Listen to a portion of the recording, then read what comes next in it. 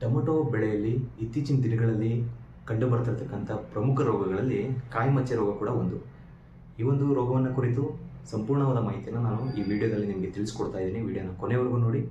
ಮತ್ತು ಯಾರ್ಯಾರೆಲ್ಲ ನನ್ನ ಯೂಟ್ಯೂಬ್ ಚಾನಲ್ಗೆ ಸಬ್ಸ್ಕ್ರೈಬ್ ಆಗಿಲ್ವೋ ದಯಮಾಡಿ ಸಬ್ಸ್ಕ್ರೈಬ್ ಮಾಡಿ ಅಂತ ಕೇಳ್ಕೊಂತ ಮುಖ್ಯವಾದ ವಿಚಾರಕ್ಕೆ ಬರೋಣ. ಈ ಒಂದು ಕಾಯಿಮಚ್ಚೆ ರೋಗ ಬರುವಂಥದ್ದು ಕ್ಲಾವಿಬ್ಯಾಕ್ಟರ್ ಮಿಚಿಗಾನೆನ್ಸಿಸ್ ಅಂತಕ್ಕಂಥ ಒಂದು ದುಂಡಾಣುವಿನಿಂದ, ಅಂದರೆ ಒಂದು ಬ್ಯಾಕ್ಟೀರಿಯಾದಿಂದ ಬರುತ್ತೆ. ಹಾಗಾಗಿ ನಾವು ಇದನ್ನು ಬ್ಯಾಕ್ಟೀರಿಯಲ್ ಕ್ಯಾಂಕರ್ ಅಥವಾ ದುಂಡಾಣು ಕಜ್ಜಿ ರೋಗ ಅಂತ ಕರಿತೀವಿ. ಕಜ್ಜಿ ರೋಗ ಅಂತ ಎದಕ್ಕೆ ಕರಿತೀವಿ ಅಂತಂದರೆ, ಕಾಯಿಯ ಮೇಲೆ ಕಜ್ಜಿ ಆಕಾರದ ಒಂದು ಸಿಂಪ್ಟಮನ್ನು ಇದು ತೋರಿಸುತ್ತೆ. ಹಾಗಾಗಿ ನಾವು ದುಂಡಾಣು ಕಜ್ಜಿ ರೋಗ ಅಂತ ಈ ಒಂದು ರೋಗವನ್ನು ಕರಿತೀವಿ. ಮೊದಲನೇದಾಗಿ ಈ ಒಂದು ರೋಗ ಯಾವ ಹಂತದಲ್ಲಿ ಬರುತ್ತೆ, ಬೆಳೆಯ ಯಾವ ಹಂತದಲ್ಲಿ ಬರುತ್ತೆ ಮತ್ತು ಇದಕ್ಕೆ ಅನುಕೂಲಕರವಾದಂಥ ವಾತಾವರಣಗಳು ಯಾವುವು ಅನ್ನೋದನ್ನು ತಿಳ್ಕೊಳ್ಳೋಣ. ಮೊದಲನೇದಾಗಿ ಈ ಒಂದು ರೋಗ ನಮಗೆ ಕಾಣುವಂಥದ್ದು ಹೂ ಬಿಡುವ ಹಂತದಿಂದ ಶುರುವಾಗುತ್ತೆ. ಹೂ ಬಿಡುವ ಹಂತದಿಂದ ಅಂತಂದರೆ ಸ್ನೇಹಿತರೆ 35ರಿಂದ 40 ದಿನ ಈ ಹಂತದಲ್ಲಿ ಶುರುವಾಗಿದ್ದು ನಮಗೆ ಪ್ಲ್ಯಾಂಟ್ನ ಕಂಪ್ಲೀಟ್ ಲೈಫ್ ಸೈಕಲ್, ಅಂದರೆ ಅಪ್ ಟು ಲಾಸ್ಟ್ ಹಾರ್ವೆಸ್ಟ್, ಜೀವಿತಾವಧಿ ಎಲ್ಲಿವರೆಗೂ ಇರುತ್ತೋ ಆ ಹಂತದಲ್ಲಿ ಯಾವಾಗ ಬೇಕಾದರೂ ಬರ್ಬೋದು. ಮತ್ತು ವಾತಾವರಣ, ಇದಕ್ಕೆ ಅನುಕೂಲಕರವಾದಂಥ ವಾತಾವರಣಗಳು ಯಾವುವು ಅನ್ನೋದನ್ನು ತಿಳ್ಕೊಳ್ಳೋದಾದರೆ, ಒಂದು ತಂಪಾದ ವಾತಾವರಣ, ಅಂದರೆ 25ರಿಂದ 28 ಡಿಗ್ರಿ ಸೆಲ್ಸಿಯಸ್ ತಾಪಮಾನ ಇರತಕ್ಕಂಥ ವಾತಾವರಣ ಇದ್ದು, ಬೆಳಗಿನ ಜಾವ ಅಥವಾ ಬೆಳಗ್ಗೆ ಹೊತ್ತು ಡ್ಯೂ ಬೀಳ್ತಾ ಇದೆ, ಅಂದರೆ ಇಬ್ಬರಿ ಬೀಳ್ತಾ ಇದೆ, ಮತ್ತು ವಾತಾವರಣದಲ್ಲಿ ಹೆಚ್ಚಿನ ತೇವಾಂಶ ಇದೆ ಅಂತಂದರೆ ಈ ರೋಗ ಬರುವಂಥ ಚಾನ್ಸಸ್ ತುಂಬಾ ಇರುತ್ತೆ, ಸಾಧ್ಯತೆಗಳು ತುಂಬ ಇರ್ತವೆ. ಮತ್ತು ಈ ರೋಗ ವ್ಯಾಪಕವಾಗಿ ಹರಡೋದು ಯಾವ ಕಂಡೀಷನಲ್ಲಿ ಅಂತಂದರೆ, ಒಂದು ಬಿಟ್ಟು ಮಳೆ ಬರ್ತಾ ಇರುತ್ತೆ, ಆ ಒಂದು ವಾತಾವರಣದಲ್ಲಿ ಈ ರೋಗ ತುಂಬಾ ವ್ಯಾಪಕವಾಗಿ ಹರಡ್ತಾ ಇರುತ್ತೆ. ಹಾಗಾಗಿ ಈ ಒಂದು ವಾತಾವರಣ ಬಂತು ಅಂತಂದರೆ ರೈತ ಬಂದವರು ದಯಮಾಡಿ ಎಚ್ಚೆತ್ಕೊಳ್ಳಿ, ಈ ರೋಗ ಬರುವ ಸಾಧ್ಯತೆ ತುಂಬಾ ಇರುತ್ತೆ. ನಂತರ ಈ ಒಂದು ರೋಗದ ಲಕ್ಷಣಗಳ ಬಗ್ಗೆ ನಾವು ಮಾತಾಡೋದಾದರೆ, ಈ ಒಂದು ರೋಗದ ಲಕ್ಷಣಗಳು ಸುಮಾರು ಆಲ್ಮೋಸ್ಟ್ ಎಲ್ಲ ಪಾರ್ಟ್ಸ್ ಮೇಲೂ ಕಾಣಿಸ್ಕೊಳ್ಳುತ್ತೆ. ಒಂದು ಎಲೆಯ ಭಾಗದ ಮೇಲೆ, ಕಾಂಡದ ಮೇಲೆ, ತೊಟ್ಟಿನ ಮೇಲೆ ಮತ್ತು ಕಾಯಿಯ ಮೇಲೆ ನಿರ್ದಿಷ್ಟವಾದ ಅದರದೇ ಆದಂಥ ಆಕಾರದಲ್ಲಿ ಈ ಒಂದು ರೋಗದ ಗುಣಲಕ್ಷಣಗಳನ್ನು ನಾವು ನೋಡ್ಬೋದು. ಎಲೆಯ ಮೇಲೆ ನಾವು ನೋಡೋದಂತಾದರೆ, ಎಲೆಯ ಮಾರ್ಜಿನ್, ಅಂದರೆ ತುದಿಗಳಲ್ಲಿ ಬಿಳಿ ಆಕಾರದ ಚುಕ್ಕೆಗಳು, ಮಚ್ಚೆಗಳು ಶುರುವಾಗಿ ಅದು ಕಂದು ಬಣ್ಣಕ್ಕೆ ತಿರುಗಿ ನಂತರ ಆ ಕಂದು ಬಣ್ಣದಿಂದ ಎಲೆಯೆಲ್ಲ ಹಳದಿಯಾಗಿ ಆ ಎಲೆಯು ಅಂದರೆ ವಿಲ್ಟ್ ಆಗುತ್ತೆ, ಅಂದರೆ ಒಣಗುವಂಥ ಚಾನ್ಸಸ್ ಇರುತ್ತೆ. ನಂತರ ನಾವು ಕಾಂಡದ ಮೇಲೆ ನೋಡೋದಾದರೆ, ನಮಗೆ ಕಾಂಡದ ಮೇಲೆ ಇರ್ರೆಗ್ಯುಲರ್ ಮಚ್ಚೆಗಳು, ಅಂದರೆ ಆಕಾರವಿಲ್ಲದ ಮಚ್ಚೆಗಳನ್ನು, ಕಂದು ಬಣ್ಣದ ಮಚ್ಚೆಗಳನ್ನು ನಾವು ಕಾಂಡದ ಮೇಲೆ ನೋಡ್ಬೋದು. ಒಂಥರ ಗಾಯ ಆದ ರೀತಿ ನಾವು ಮಚ್ಚೆಗಳನ್ನು ಗಮನಿಸ್ಬೋದು. ನಂತರ ತೊಟ್ಟಿನ ಮೇಲೂ ಕೂಡ ಇದೇ ರೀತಿಯ ಒಂದು ಸಿಂಪ್ಟಮ್ಸನ್ನು ನಾವು ಅಬ್ಸರ್ವ್ ಮಾಡ್ಬೋದು. ಆಕಾರವಿಲ್ಲದ ವಿಕಾರವಾದ ಮಚ್ಚೆಗಳನ್ನು ನಾವು ತೊಟ್ಟಿನ ಮೇಲೂ ಕೂಡ ಗಮನಿಸ್ಬೋದು. ನಂತರ ಕಾಯಿಯ ಮೇಲೆ ನಾವು ನಿರ್ದಿಷ್ಟವಾಗಿ ನೋಡೋದಾದರೆ, ಮೊದಲಿಗೆ ಬಿಳಿ ಬಣ್ಣದ ಗುಳ್ಳೆಗಳಿಂದ ಶುರುವಾಗುತ್ತೆ, ಅಂದರೆ ಬ್ಲಿಸ್ಟರ್ ಲೈಕ್ ಸಿಂಪ್ಟಮ್ ಅಂತೀವಿ ನಾವು.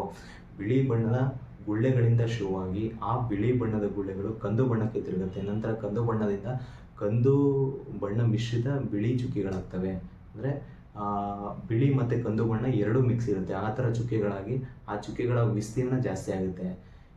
ಈ ಥರ ನಾವು ಎಲೆಯ ಭಾಗದಲ್ಲಿ, ಕಾಂಡದ ಮೇಲೆ, ಹೂವು ಮತ್ತು ಕಾಯಿಯ ಮೇಲೆ ಈ ಒಂದು ರೋಗದ ಲಕ್ಷಣಗಳನ್ನು ನಾವು ಗಮನಿಸ್ಬೋದು. ನಂತರ ಈ ರೋಗದಿಂದ ಆಗ್ತಕ್ಕಂಥ ಅನಾನುಕೂಲತೆಗಳು ಏನು ಅಂತ ನೋಡೋದಾದರೆ, ಒಂದು, ಈ ರೋಗ ನಮಗೆ ಬಂತು, ಕಾಂಡದ ಮೇಲೆ ಮಚ್ಚೆಗಳು ಶುರುವಾಯಿತು, ತೊಟ್ಟಿನ ಮೇಲೆ ಮಚ್ಚೆಗಳು ಶುರುವಾಯಿತು ಅಂತಂದರೆ ನೆನ್ಪಿಟ್ಕೊಳ್ಳಿ ರೈತ ಬಂದವರೇ, ಹೂ ಡ್ರಾಪ್ಸು ತುಂಬಾ ಆಗುತ್ತೆ. ಅಂತಂದರೆ ಎಷ್ಟು ಯಾವ ಮಟ್ಟಕ್ಕೆ ಆಗುತ್ತೆ ಅಂತಂದರೆ, ನಿಮ್ಮ ಟೊಮೊಟೊ ಗಿಡದಲ್ಲಿ ಒಂದು ಗೊಂಚಲಿನಲ್ಲಿ 10-12 ಫ್ಲವರ್ಸ್ ಇತ್ತು ಅಂತಂದರೆ ನಿಮಗೆ ಆಲ್ಮೋಸ್ಟ್ 90% ಫ್ಲವರ್ ಡ್ರಾಪ್ ಆಗುತ್ತೆ, ಅಂದರೆ ನಿಮ್ಗೆ ಅಲ್ಲಿ 90% ಇಳುವರಿ ಡೌನ್ ಆಗುತ್ತೆ. ನಂತರ ಕ್ವಾಲಿಟಿ, ನೀವೇನಾದರೂ ಕಾಯಿ ಬಿಟ್ಟಂಥ ಅಥವಾ ಕಾಯಿ ಸೈಜ್ ಆದಂಥ ಹಂತದಲ್ಲಿ ಈ ಒಂದು ರೋಗ ಬಂತು ಅಂತಂದರೆ ಕಾಯಿಯ ಗುಣಮಟ್ಟ ಕೆಡುತ್ತೆ. ಕಾಯಿಯ ಮೇಲೆ ಒಂದು ಮಚ್ಚೆ ಬಂದರೂ ಕೂಡ ಮಾರುಕಟ್ಟೆಯಲ್ಲಿ ಅಷ್ಟು ಡಿಮ್ಯಾಂಡ್ ಇರೋದಿಲ್ಲ, ಮಾರುಕಟ್ಟೆಗೆ ಅದು ಸೂಕ್ತ ಇರೋದಿಲ್ಲ. ಹಾಗಾಗಿ ಈ ಒಂದು ರೋಗದ ಹತೋಟಿ ತುಂಬಾ ಮುಖ್ಯ. ಇದಕ್ಕೆ ಅಂತಂದರೆ ಈ ಒಂದು ಇಳುವರಿಯಲ್ಲಿ ವ್ಯತ್ಯಾಸ ಮಾಡುತ್ತೆ ಮತ್ತು ಕ್ವಾಲಿಟಿಯಲ್ಲಿ ಕೂಡ ವ್ಯತ್ಯಾಸ ಮಾಡುತ್ತೆ. ಅದೇ ರೀತಿ ಈ ಒಂದು ರೋಗದ ಹತೋಟಿ ತುಂಬಾ ಕಷ್ಟ ಅಂತಲೂ ಹೇಳಲಿಕ್ಕೆ ನಾನು ಇಷ್ಟಪಡ್ತೀನಿ. ಯಾಕೆ ಅಂತಂದರೆ, ಈ ಒಂದು ರೋಗ ಬರುವಂಥದ್ದು ದುಂಡಾಣುವಿನಿಂದ. ನಮ್ಮ ಭಾರತೀಯ ಮಾರುಕಟ್ಟೆಯಲ್ಲಿ ದುಂಡಾಣುಗಳಿಗೆ, ಅಂದರೆ ಬ್ಯಾಕ್ಟೀರಿಯಾಗಳಿಗೆ ಆ್ಯಂಟಿಬಯೋಟಿಕ್ ಶ್ರೇಣಿ ತುಂಬಾ ಕಡಿಮೆ ಇದೆ.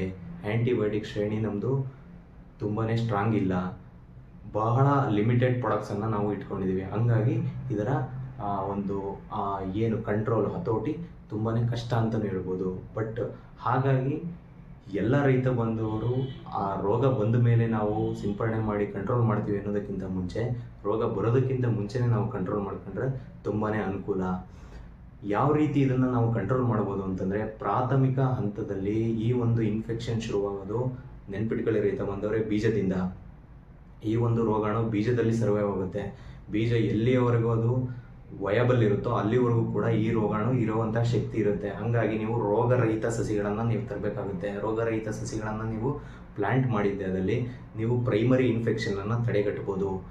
ನಂತರ ನೀವು ಕ್ರಾಪ್ ರೊಟೇಷನನ್ನು ಮಾಡುವಂಥದ್ದು.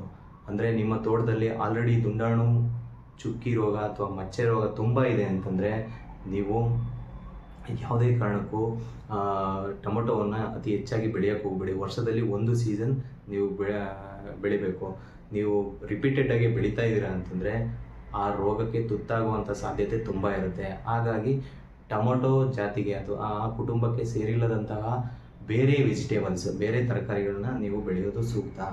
ನಂತರ ರೈತರು ಮಾಡ್ತಕ್ಕಂಥ ಕೆಟ್ಟ ಅಭ್ಯಾಸ ಏನು ಅಂತಂದರೆ, ಮಚ್ಚೆ ಬಂದಿರುವಂಥ ಕಾಯಿಗಳನ್ನು ಆ ಗಿಡದಲ್ಲೇ ಬಿಡ್ತಾರೆ ಅಥವಾ ಅಲ್ಲೇ ಕಿತ್ತು ಮಣ್ಣಲ್ಲಿ ಹಾಕ್ತಾರೆ.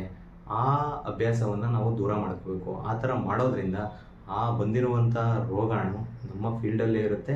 ನೆಕ್ಸ್ಟು ನಾವು ಹಾಕ್ತಕ್ಕಂಥ ಕ್ರಾಪಿಗೆ ಖಂಡಿತವಾಗಿ ಬರುತ್ತೆ. ಹಾಗಾಗಿ ಅದೊಂದು ಪ್ರಾಕ್ಟೀಸನ್ನು ನಾವು ಅವಾಯ್ಡ್ ಮಾಡಬೇಕಾಗುತ್ತೆ.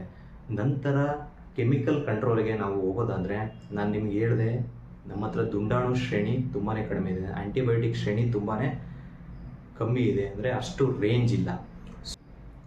ಈ ಒಂದು ರೋಗಕ್ಕೆ ಕಾಪರ್ ಬೇಸ್ಡ್ ಫಂಗಿಸೈಡ್ ಅಂತ ಹೇಳ್ತೀವಿ. ಕಾಪರ್ ಬೇಸ್ಡ್ ಫಂಗಿಸೈಡ್ ಅಂತಂದರೆ ಕಾಪರು ಫಂಗಿಸೈಡ್ ಆಗಿ ಕೂಡ ಕೆಲಸ ಮಾಡುತ್ತೆ ಮತ್ತು ಆ್ಯಂಟಿಬಯೋಟಿಕ್ ಆಗಿ ಕೆಲಸ ಮಾಡುತ್ತೆ. ಹಾಗಾಗಿ ಕಾಪರ್ ಬೇಸ್ಡ್ ಫಂಗಿಸೈಡನ್ನು ನಾವು ಯೂಸ್ ಮಾಡ್ಬೋದು. Any copper based fungicide example ಹೇಳೋದಾದರೆ, ಕಾಪರ್ ಆಕ್ಸಿಕ್ಲೋರೈಡ್ ಆಗಿರ್ಬೋದು, ಕಾಪರ್ ಹೈಡ್ರಾಕ್ಸೈಡ್ ಆಗಿರ್ಬೋದು, ಕಾಪರ್ ಸಲ್ಫೇಟ್ ಪ್ಲಸ್ ಮ್ಯಾಕೋಸೈಡ್ ಕಾಂಬಿನೇಷನ್ಸ್ ಆಗಿರ್ಬೋದು, ಅಥವಾ ಲಿಕ್ವಿಡ್ ಕಾಪರ್ ಆಗಿರ್ಬೋದು. ಈ ರೀತಿ ಕಾಪರಲ್ಲಿ ವಿವಿಧ ರೂಪದಲ್ಲಿ ನಾವು ಕಾಪರ್ ಬೇಸ್ಡ್ ಫಂಗಿಸೈಡನ್ನು ನೋಡ್ಬೋದು. ಈ ಒಂದು ಕಾಪರ್ ಬೇಸ್ಡ್ ಫಂಗಿಸೈಡ್ಸನ್ನು ನಾವು ಬೋತ್ ಪ್ರಿವೆಂಟಿವ್ ಮತ್ತು ಕ್ಯೂರೇಟಿವ್ ಆಗಿ ಬಳಸ್ಬೋದು. ಅಂದರೆ ರೋಗ ಬರೋದಕ್ಕಿಂತ ಮುಂಚೆ ತಡೆಗಟ್ಟೋದಕ್ಕಾದರೂ ಇದು ಮಾಡ್ಬೋದು, ಮತ್ತು ರೋಗ ಬಂದ ಮೇಲೆ ಅದರ ಹರಡುವಿಕೆಯನ್ನು ತಪ್ಪಿಸೋದಕ್ಕಾದರೂ ನಾವು ಯೂಸ್ ಮಾಡ್ಬೋದು. ನಂತರ ಮೈಸಿನ್ ಗ್ರೂಪ್ಸ್ ಆಗಿರ್ಬೋದು, ಲೈಕ್ ಸ್ಟ್ರೆಪ್ಟೊಮೈಸಿನ್ ಆಗಿರ್ಬೋದು, ಕಸಗಾಮೈಸಿನ್ ಆಗಿರ್ಬೋದು, ವೆರಡಮೈಸಿನ್, ಈ ರೀತಿ ಒಂದು 4-5 ಥರದ ಒಂದು ಆ್ಯಂಟಿಬಯೋಟಿಕ್ಗಳನ್ನು ನಾವು ಮಾರ್ಕೆಟಲ್ಲಿ ನೋಡ್ಬೋದು. ಇಷ್ಟು ಬಳಸಿದ್ದೇ ಆದಲ್ಲಿ ನಾವು ಈ ರೋಗನ ಹತೋಟಿ ಮಾಡ್ಬೋದು.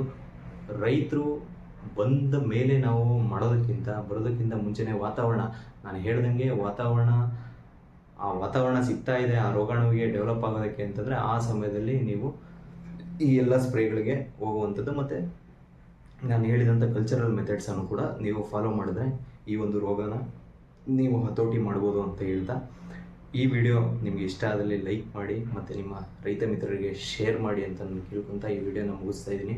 ಧನ್ಯವಾದಗಳು.